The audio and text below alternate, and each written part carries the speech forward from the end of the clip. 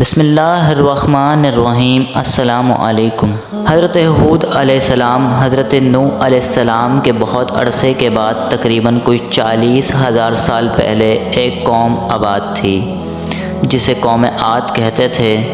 یہ لوگ بھی وہی پتھروں کو کاٹ کر تراش کر تصویر اور بت بناتے تھے اور انہی کی عبادت کرتے تھے۔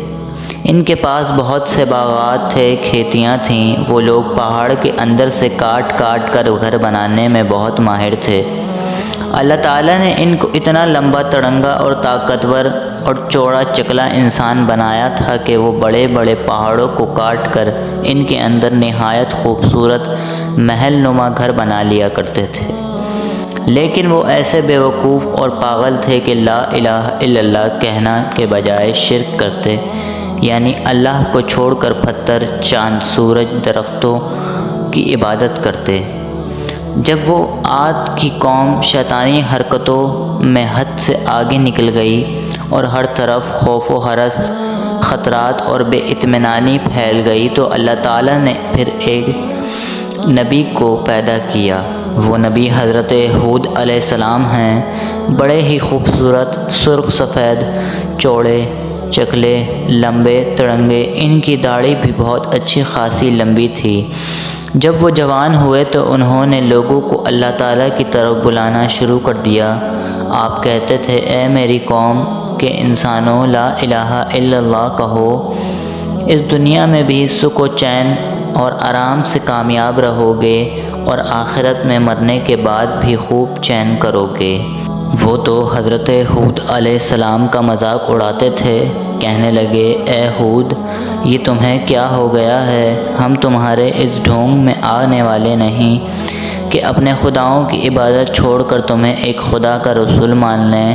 غرض یہ کہ وہ بڑی ہیبت اور جھگڑا کیا کرتے تھے اور یہ بھی کہتے تھے، جب سے تو نے ہمارے معبودوں کو برا بھلا کہنا شروع کیا ہے تب سے ہمارا حال بھی خراب ہو گیا ہے۔ حضرت ہود علیہ السلام اپنی قوم کی بغاوت اور ضد کو نہایت صبر سے برداشت کرتے اور ان کو اللہ کی طرف بلاتے رہے، مگر قوم پر ذرا بھی اثر نہ ہوا۔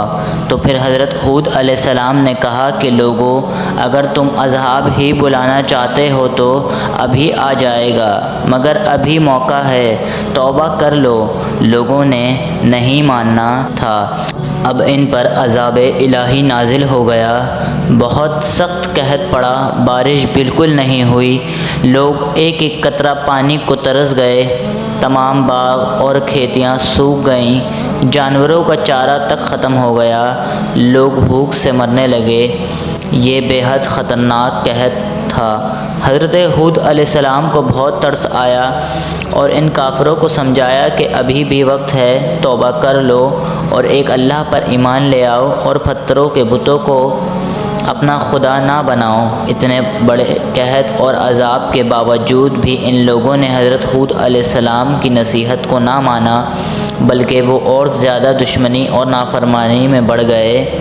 تو اللہ نے ہوا کو حکم دیا کہ خوب تیز آندھی اور طوفان چلے۔ اللہ اکبر!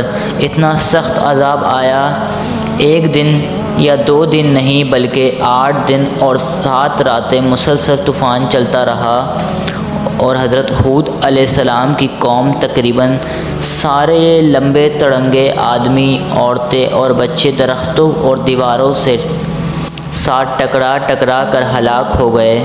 اللہ کی پناہ، صرف وہ چند لوگ اس عذاب سے بچے جو حضرت ہود علیہ السلام کو اپنا نبی مان کر اللہ تعالیٰ کی عبادت کرتے رہے۔ اللہ کی عبادت نہ کرنے کی اور نبی کا کہنا نہ ماننے کی حضرت ہود علیہ السلام کی ضدی قوم کو کیسی سزا ملی۔ یہ تھا حضرت ہود علیہ السلام کی قوم کا مختصر قصہ۔